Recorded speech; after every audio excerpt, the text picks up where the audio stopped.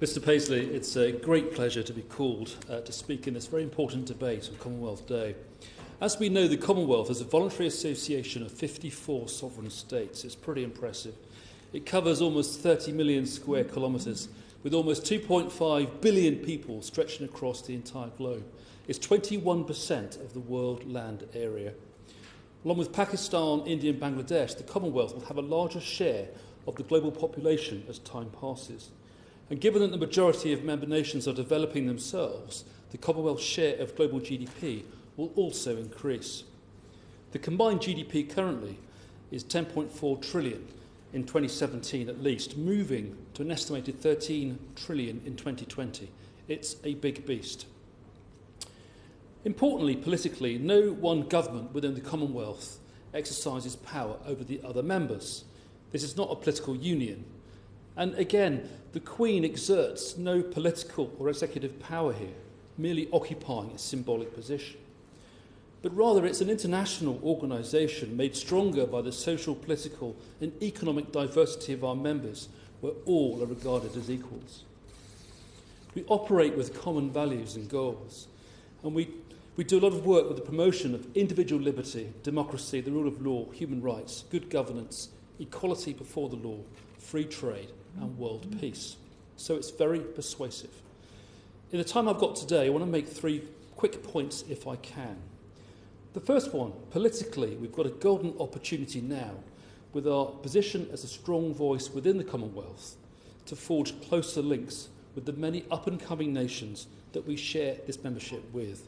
In the post-EU world, the UK is the diaspora. We've got people from all over the world and the Commonwealth, of course, living in the UK. So with this group having a GDP of nearly 2/3 of that of the EU, what a fantastic opportunity to forge closer links. I'm really pleased with the Minister in his place that the government has made great progress this year and last year in new free trade deals around the world, but so much more can be done.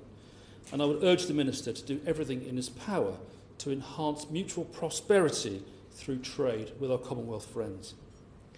Secondly, with the Commonwealth Games due to be held in Birmingham in 2022, what a fantastic opportunity.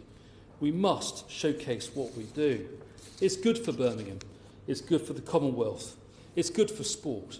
So please again, can I urge the Minister to ensure that the government backs it fully. And if we need more money, so be it. And lastly, I've been made aware of significant issues facing Commonwealth soldiers in our armed forces, and indeed Commonwealth veterans. And it frustrates me deeply that their service to our nation is yet to be fully rewarded with a clear offer of right to remain. As the commanding officer for 27 Regiment Royal Logistic Corps in Aldershot only a few years ago, I was very proud to command the biggest regiment in the British Army, but also the most diverse, with soldiers from over 40 countries serving in that regiment. My view is quite clear. If you wear the uniform, if you go on operations, if you serve the Crown, if you serve Her Majesty, you're British. Fact. These guys are not mercenaries, they're British. So, with the Minister again in his place, I urge 2 things to happen. Firstly, I want to see informal resolution for the 8 Fijians who recently lost their court case. It's really important, notwithstanding the outcome from the court, that we recognise their service with an offer of indefinite right to remain. And secondly, I really urge the Ministry of Defence, with the Minister from the Foreign Office in his place, to consider a much better offer for our foreign Commonwealth soldiers. How fantastic would it be for these guys who serve our country, who serve our Crown, to be given what they rightfully deserve. Thank you. Thank you very much. And now for the erudite elder statesman.